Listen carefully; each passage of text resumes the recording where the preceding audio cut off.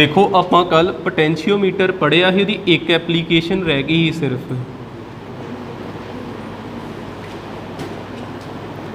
Potentiometer दियां ਆਪਾਂ applications पढ़ते पे ही, ਕਿਹੜੀਆਂ एप्लीकेशन ही। पहला हैगा ही EMF पता करना सैल दा, to calculate EMF of a cell. तो ये अपना रिजल्ट आया ही E is equal to V/L(x). ठीक है, ये चीज़ आप कल पढ़ी ही। दूसरा आप की किया ही, to compare EMF of two cells. तो यदा की रिजल्ट आया ही E1/E2 X1 कि X2/X1 ही। ठीक है, इदा ही है ना। ठीक है, ये रिजल्ट आया ही। थर्ड जिहड़ा सब तो मेन गल रहिंदा ही, to calculate internal resistance. To calculate internal resistance of a cell. देखियो नू समझियो वधिया, ये सब तो मेन इहदी एप्लीकेशन है। पोटेंशियोमीटर बनाइए। पोटेंशियोमीटर किद्दां बनाईदा, A terminal B terminal, A नू जोड़ता नैगेटिव दे नाल, हाई पोटेंशियल दी बैटरी, आ पोटेंशियोमीटर तैयार हो गया। तो ए ते बी च वायर थिक काफ़ी लेंथी हुंदी। हुण आपां की करना, इंटरनल रजिस्टेंस पता करनी। आपां इत्थे सैल लाया, सैल किद्दां लाईदा ही, पोलैरिटी सेम रखी दी। जे इत्थे नैगेटिव आ तो इत्थे भी नैगेटिव, ए नू नैगेटिव ना जोड़िया, ए नू नैगेटिव ना जोड़िया, इत्थे पॉजिटिव, इत्थे पॉजिटिव। ये तो हो गया सैल, उहदा EMF E। अगों उहदी इंटरनल रजिस्टेंस हुंदी R, जिन्हों कैलकुलेट करना। फिर आप सर्किट नूं होर एक्सटेंड कराया तो इत्थे रजिस्टेंस लाई कैपीटल R, गलवैनोमीटर लाया तो जॉकी लाया।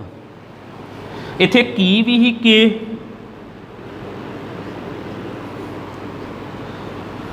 केस नंबर 1, जदों की नूं क्लोज नहीं करते, के की हैगा ओपन।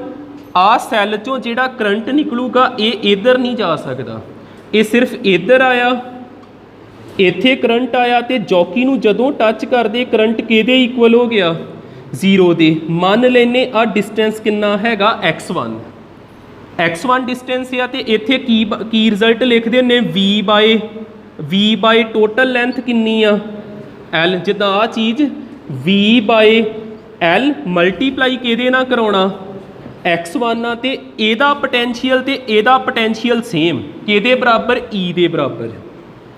पहली इक्वेशन पता लगी। ठीक है, कल 2-3 बार आप इनू लिखिया ही, ये साडी फर्स्ट इक्वेशन आ गई। केस नंबर 2 देखियो, जदों आप के नू की कर देंगे, क्लोज कर देंगे। कल आप एक गलती करते पे ही, इत्थे X लिख के उत्थे भी X लिखते पे ही, एक X1 एक X2 आना जी। जे तुसीं इनू क्लोज कर दिंदे आ, इनू क्लोज कर दिंदे, हुण करंट इधर भी फ्लो करन डै पिया। आ जे क्लोज कर दोगे तो करंट इधर जाऊगा ना। फिर जदों जॉकी नू टच करांगे, वो हो सकता थोड़ा अगे टच होवे, ते आ लेंथ किन्नी हो जे X2, जां इधर आऊगा जां इधर होगा, किन्नी लेंथ बदल जानी। X1 तो बदल के किन्ना हो गया X2। ते नू लिखना किद्दां, V/L, X1 नू बदल के X2। हुण E नहीं रहा, E दा मतलब हुंदा वा EMF। हुण की बनना जे इत्थे V बनना, तो V दा मतलब हुंदा जे terminal potential difference. Terminal potential difference ते V दा फार्मूला हुंदा E-IR। आ जिहड़ा वा जदों इनू क्लोज करोगे, करंट इधर भी जान डै पिया। इस सर्किट दे विच करंट हैगा वा, हुण E नहीं रहा, ये की बन गया V। ते V दा मतलब की हुंदा, टर्मीनल पोटेंशियल डिफरेंस ते उहदा फार्मूला आ हुंदा जी, E-IR। दसो हो जाऊगा क्लीयर। ये साडी किहड़ी इक्वेशन आ गई, सैकेंड। करंट की वैल्यू बदलनी ही आपां। चलो फिलहाल इन्हों डिवाइड कराने आपां। डिवाइड कराया 1 ते 2 नूं, फस्ट इक्वेशन की आ साडे कोल V/L नाल केड़ी चीज़ x1, दूजी इक्वेशन की आ V/L नाल x2। फस्ट इक्वेशन दा राइट पार्ट की आ E ते सैकेंड इक्वेशन दा राइट पार्ट की हैगा E - IR। VL कैंसल हो गया, x1/x2 इधर की रह जूगा E/E - IR। x1/x2 E उस तरह E- करंट की वैल्यू बदलनी जे, करंट हुंदा जे potential divided by resistance. Ohm law दे अकॉर्डिंग करंट की हुंदा पोटेंशियल डिवाइडेड बाय रजिस्टेंस। इस सर्किट दे विच पोटेंशियल किन्ना E ते रजिस्टेंस किन्ना R+R। पोटेंशियल किन्ना वा E ते रजिस्टेंस किन्ना हैगा R+R। ठीक है, हुण आपां E नूं कॉमन कढ के कैंसल कर दिन्ने। x1/x2 उपर भी E नहीं लिखना, कैंसल हो गया, हेठां भी E नहीं लिखना, कैंसल हो गया। E नूं कॉमन कढिया, इहदे नाल कैंसल करता। LCM लवांगे, x1/x2 उपर केड़ी चीज़ आ 1, हेठां LCM लिया R+R ते आ पूरे दा पूरा इधर आजू R+R - R, आ भी कैंसल हो गया। केड़ी चीज़ साडे को बचदी आ x1/x2 = जिहड़ा डिनोमीनेटर हुंदा सब तो उपर चल जाता, जिहड़ा डिनोमीनेटर तो भी हेठां उपर चल जाना।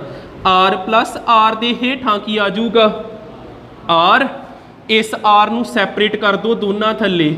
x1/x2 इहदे थल्ले सैपरेट करोगे कैंसल हो जाना, तो इहदे थल्ले की आ जाना R/R आ गया। इनू पता करना ही आपां आ 1 नूं भी इधर लैन दा, x1/x2 1 प्लस का इधर आन के माइनस का R/R, डिनोमीनेटर वाला इधर मल्टीप्लाई हो जाऊगा R x1/x2 -1 छोटे r के बराबर। ये जे इंटरनल रजिस्टेंस का फार्मूला लग जू पता। ठीक है, बुक के उपर वेखोगे इत्थे L1 L2 लिखिया वा, कोई चक्कर नहीं आ, बस आपां L की जगह ते x1 लिखता। कर लो नोट इनू।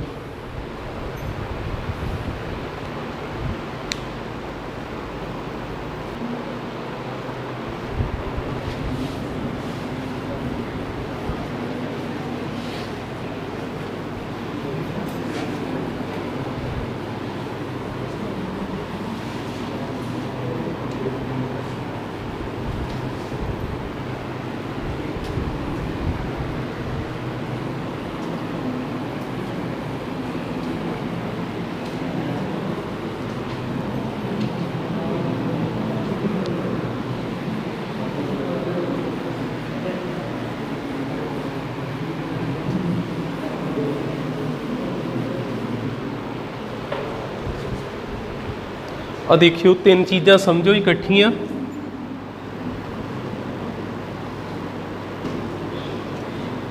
सैल, दूसरी टर्म हैगी आ EMF, तीसरी टर्म हैगी आ टर्मिनल पोटेंशियल डिफरेंस।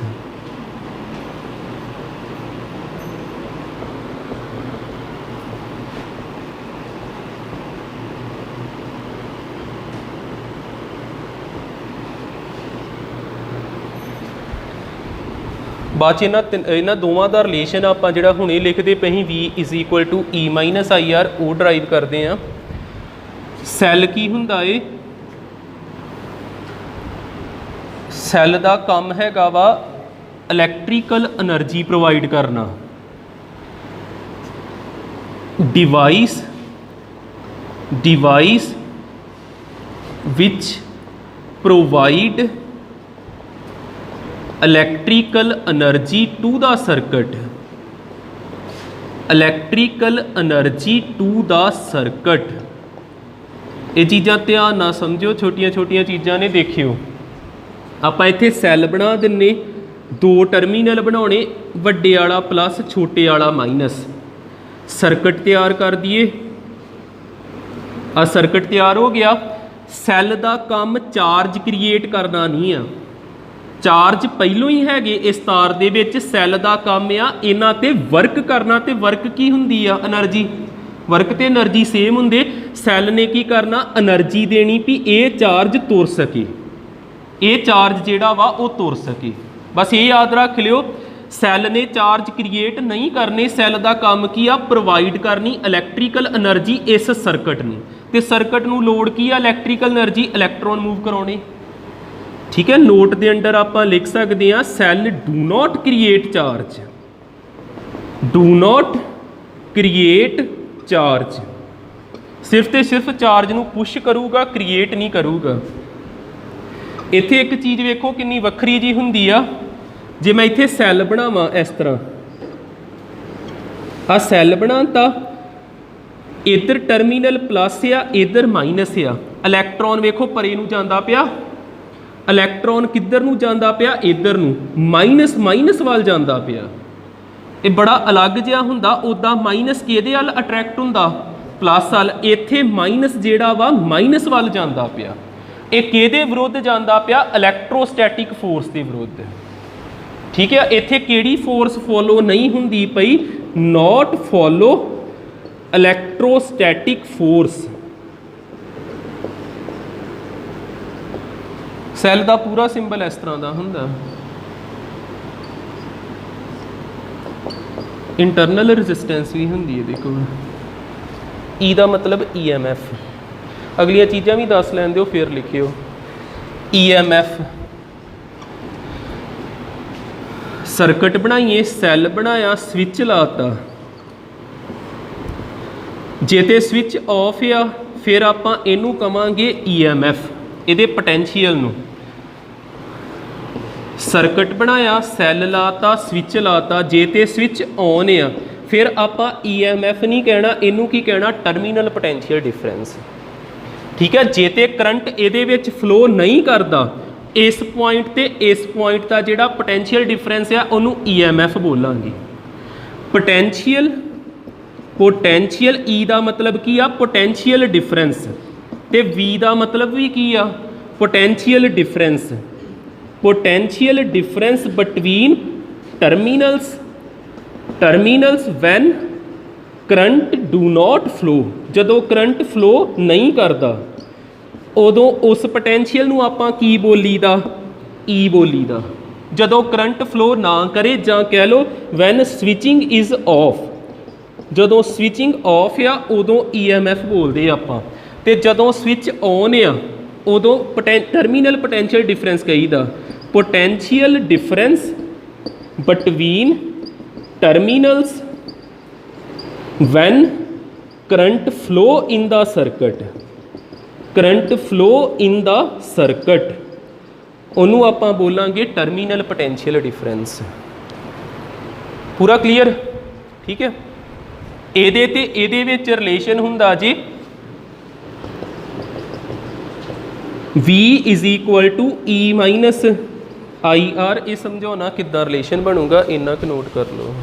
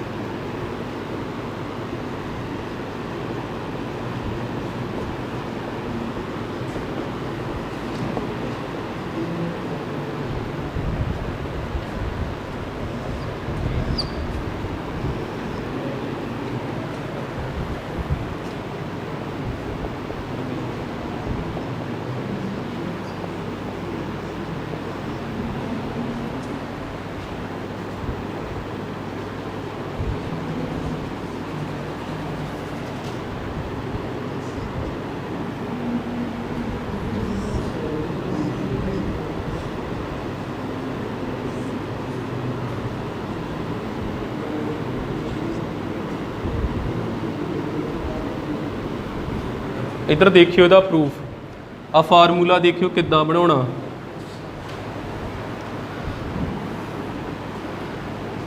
करंट किधर नूं जांदा हुंदा, इधर नूं आउणा ना पॉजिटिव तो, इत्थे करंट ला दिन्ने आपां। जेकर अपना पाथ होवे इधर नूं, इधर नूं पाथ आ, आपां इहदे तो शुरुआत करनी। इस टर्मीनल का पोटेंशियल VB आ गया, एक किहदे इक्वल आऊगा, आ सारे लिखने आपां हुण। जिथे करंट टकराउंदा वो हाई हुंदा कि लो हुंदा, हाई। इत्थे लिखिए आपां हाई, ते आड़ी लाइन ते आपां की लिखिए लो। हाई टू लो कितना पोटेंशियल होगा, सारे पोटेंशियल ही लिखने। हाई टू लो केड़ा साइन हुंदा, नैगेटिव दा। इनू लिखिया VB नू इक्वल टू नहीं पाना, माइनस। फिर की लिखना, दूजा पोटेंशियल केड़ा आ गया, करंट इंटू रजिस्टेंस IR आ गया। उस तो बाद छोटी लाइन नू की कहीदा, लो। वड्डी लाइन नू लो टू हाई की हुंदा, पॉजिटिव। ए भी पोटेंशियल लिखता। लास्ट ते रह गया ए टर्मीनल। ये सारे किहदे बराबर होणगे, पोटेंशियल एट ए दे। इदां लिखना हुंदा इनू। ये गल क्लीयर होगी। आ जिहड़ा VB आ इनू परले बन्ने लै जाओ। इत्थे की रह गया IR plus E VA minus VB, potential difference बन गया। VA minus VB terminal potential difference या कैपीटल V, आ साडा बन गया proof. E minus IR, E minus IR। फिर समझो दूजे तरीके नाल दसदा, इत्थे हैगा A टर्मीनल, सैल E वा, इंटरनल रजिस्टेंस R आ, इत्थे हैगा B टर्मीनल। हुण करंट किधर हुंदा, इधर नूं। पाथ अपना पुट्ठा हो जून इस तरह, इदां आपां जाने पई। फिर इहदे तो शुरुआत करनी। पहलों किनू लिखना, VA नूं, पोटेंशियल एट A। हुण पहलों केड़ी लाइन आई, फिर लो। हाई टू लो की हुंदा, नैगेटिव। किनू लिखना, E नूं। हुण केड़ी लाइन आउंदी, आ देखो जिथे करंट टकराउंदा वो हाई हुंदा, दूजा लो हुंदा। आपां इधर नूं जाने पए लो टू हाई, पॉजिटिव। पॉजिटिव किन्ना किन्ना नूं जोड़ के लिख देना, करंट नूं ते रजिस्टेंस नूं। ये किहदे इक्वल आउणा, VB दे। हुण आपां की करदे, VB नूं इधर लियाईए VA दे कोल, ये प्लस दा इधर आण के माइनस दा, ते E नूं परले बन्ने लै गए प्लस दा, IR नूं परले बन्ने लै गए माइनस दा। VA माइनस VB नूं की लिखी दा, V लिखी दा E माइनस IR। फिर वो प्रूफ बन गया। ठीक है। पाथ जे इधर नूं जाने तां इदां दा बन गया, परले सेम ही है वैसे रिजल्ट दोवें। ठीक है।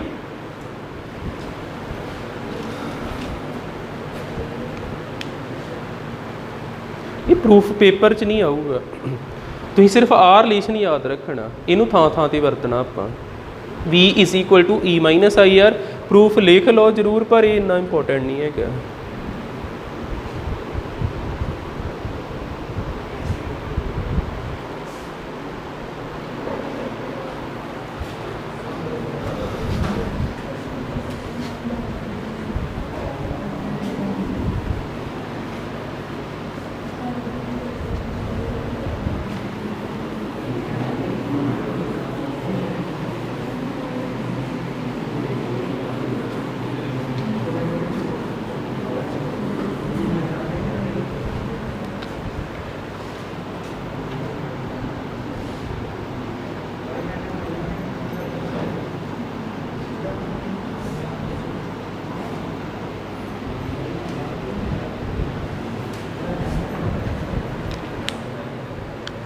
इन्हें कंबीनेशन मैं एक समझा दिना, बाकी नैक्सट कर लाँगे अगले दिन।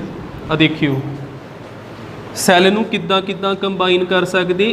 फस्ट आपां सिर्फ अज करनी series combination. Series combination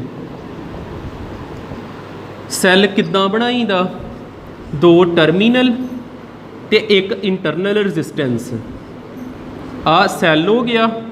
internal resistance का सिंबल की हुंदा R। ठीक है। ये एक सैल हो गया। सीरीज़ का मतलब इदां दा ही इहदे नाल ला देना। दूसरा सैल हो गया, उहदी इंटरनल रजिस्टेंस भी R आ। E1 E2 R1 ते R2। E3 ਤੇ R3 ਇਹ ਕਿੱਦਾਂ ਜੁੜੇ ਨੇ ਸੀਰੀਜ਼ ਦੇ ਵਿੱਚ। ਪੈਰਲਲ ਵਾਲਾ ਨੈਕਸਟ ਡੇ ਦੇਖਾਂਗੇ ਆਪਾਂ। ਤੇ ਇਹਦਾ E ਇਕੁਈਵੈਲੈਂਟ ਜੇਕਰ ਕੱਢਣਾ ਹੋਵੇ ਆਪਾਂ ਸਾਰਿਆਂ ਨੂੰ ਐਡ ਕਰ ਦਈਦਾ। R ਇਕੁਈਵੈਲੈਂਟ ਕੱਢਣਾ ਹੋਵੇ ਤੇ ਸਾਰਿਆਂ ਨੂੰ ਐਡ ਕਰ ਦਈਦਾ R1 R2 ਤੇ R3। ਇਹਦਾ ਸਰਕਟ ਕੀ ਆ ਗਿਆ, ਜਿੱਦਾਂ ਆ ਹੁੰਦਾ 2 ਵੋਲਟ 4 ਵੋਲਟ ਤੇ 6 ਵੋਲਟ ਤੇ ਟੋਟਲ ਕਿੰਨਾ ਬਣ ਜਾਣਾ 6 4 10 ਤੇ 12। ਇੱਥੇ 12 ਲਿਖ ਦੇਣਾ ਹੈ, ਠੀਕ ਹੈ। ਕੁਐਸਚਨ ਜਦੋਂ ਕਰਾਂਗੇ ਉਦੋਂ ਵੈਲਿਊਜ਼ ਲਿਖ ਲਾਂਗੇ। ਇੱਥੇ ਆ ਗਿਆ E ਇਕੁਈਵੈਲੈਂਟ, ਇੱਥੇ ਆ ਗਿਆ R ਇਕੁਈਵੈਲੈਂਟ, ਇਹਦਾ ਆ ਸਰਕਟ ਬਣ ਗਿਆ। ਇਹਨਾਂ ਕਲੀਅਰ ਹੋ ਜਾਂਦਾ।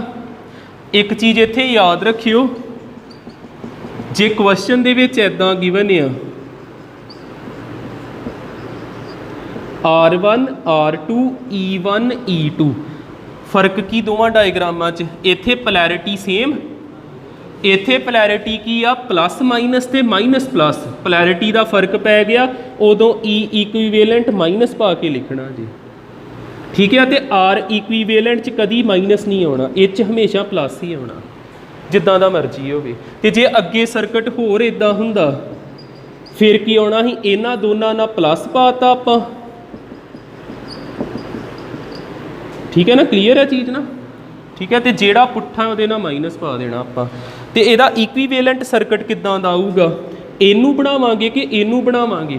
ਜਿੱਦਾਂ ਆ ਵੇਖੋ ਇਹਨਾਂ ਤਿੰਨਾਂ ਤੋਂ ਤੇ ਆ ਬਣਾਤਾ ਸੇਮ, ਹੁਣ ਇਹਦੇ ਵਿੱਚ ਇਦਾਂ ਦਾ ਬਣਾਈਏ ਕਿ ਇਦਾਂ ਦਾ ਬਣਾਈਏ। ਜੇ ਇੱਥੇ ਲਿਖਿਆ 2 ਵੋਲਟ, ਇੱਥੇ ਲਿਖਿਆ 3 ਵੋਲਟ, ਇੱਥੇ ਲਿਖਿਆ 5 ਵੋਲਟ, ਜਿਹਦੀ ਵੈਲਿਊ ਸਭ ਤੋਂ ਜ਼ਿਆਦਾ ਹੁੰਦੀ ਉਹਦੀ ਸ਼ੇਪ ਆਉਂਦੀ ਅੱਗੇ, ਠੀਕ ਹੈ, ਜਿਹੜਾ ਸਭ ਤੋਂ ਜ਼ਿਆਦਾ ਹੁੰਦਾ। ਬਾਕੀ ਆਰ ਉਸੇ ਤਰ੍ਹਾਂ ਇੰਨਾ ਕਰ ਲਿਓ। ਕੱਲ ਤੁਹਾਨੂੰ ਸਮਝਾ ਦੂੰਗਾ, ਕੱਲ ਖਤਮ ਹੋ ਜਾਣਾ ਆਪਣਾ ਯੂਨਿਟ ਤੇ ਮੰਡੇ ਤੋਂ ਆਪਾਂ ਨਵਾਂ ਕਰਾਂਗੇ EMI, ਇਲੈਕਟ੍ਰੋਮੈਗਨੈਟਿਕ ਇੰਡਕਸ਼ਨ।